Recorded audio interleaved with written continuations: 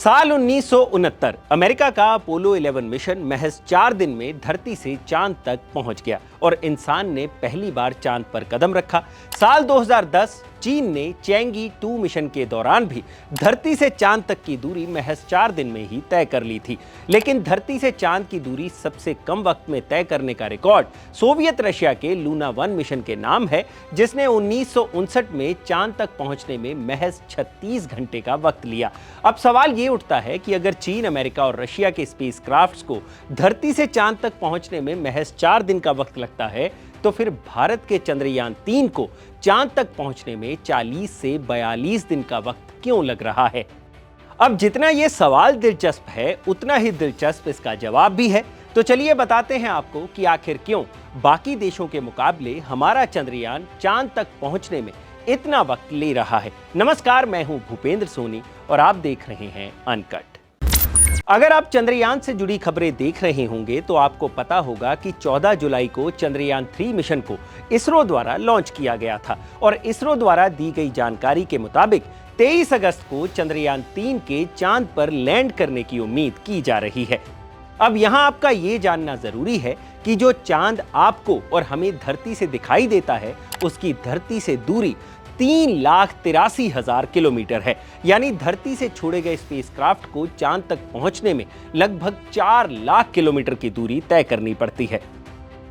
अब चांद तक जाने के 2 तरीके होते हैं। पहला, धरती से रॉकेट छोड़िए और वो रॉकेट सीधा धरती से चांद की तरफ उड़ान भर दे, जिससे वो 4 दिन में ही सीधे चांद तक पहुंच जाएगा। ये तरीका वही है जिसे चीन, अमेरिका और रशिया यूज करते आ रहे हैं।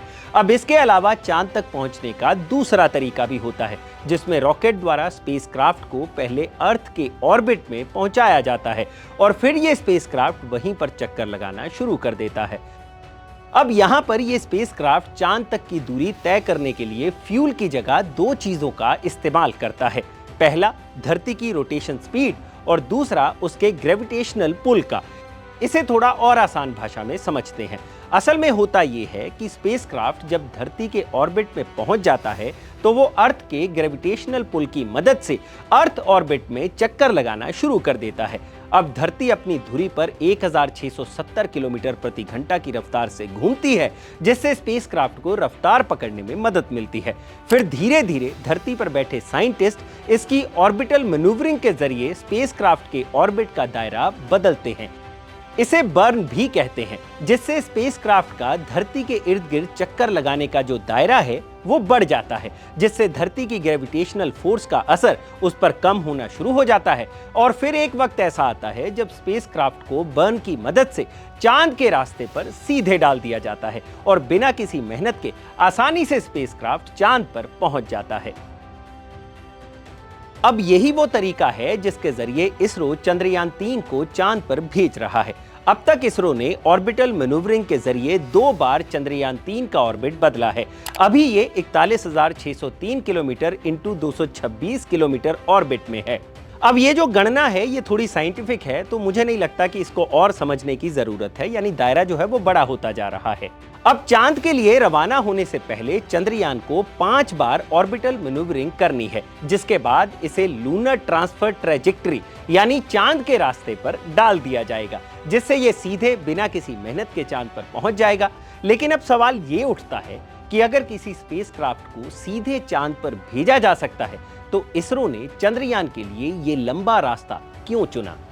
इसके पीछे की भी 2 वजह हैं। पहला, कॉस्ट यानी खर्चा, दूसरा ताकतवर रॉकेट।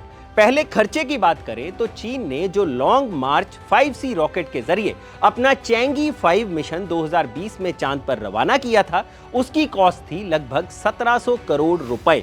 वहीं स्पेसएक्स ने जो फैल्कन 9 रॉकेट लॉन्च किया था, उसकी कॉस्ट भी 1000 करोड़ के आसपास थी, जबकि भारत का पूरे मून मिशन पर खर्च आया महज 615 करोड़ रुपए। यानी कुल मिलाकर चांद पर सीधे रॉकेट भेजने का मतलब है 3 गुना ज्यादा खर्च।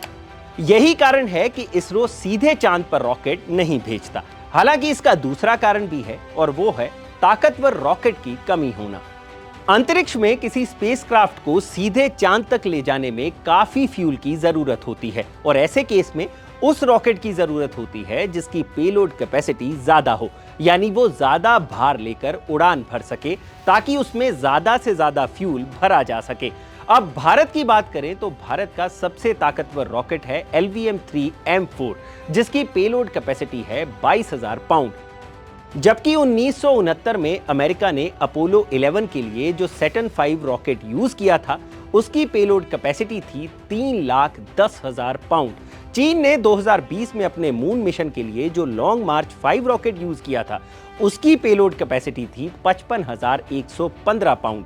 और स्पेसएक्स का स्टारशिप अब तक का दुनिया का सबसे ज्यादा ताकतवर रॉकेट है जो 3,30,000 पाउंड का पेलोड कैरी कर सकता है। यानी कुल मिलाकर बात इतनी है कि अगर भारत के पास इतने ताकतवर रॉकेट नहीं भी हैं तो इसरो ने इसे अपनी कमजोरी नहीं बनने दिया, बल्कि इसरो ने इसे अपनी ताकत बनाया और सबसे कम खर्च में इसरो चंद्रयान 3 के जरिए इतिहास रचने जा रहा है। तो यह है इसरो के साइंटिस्ट की स्मार्टनेस जिन्होंने कम खर्चे में ही चंद्रयान जैसा मिशन रच दिया।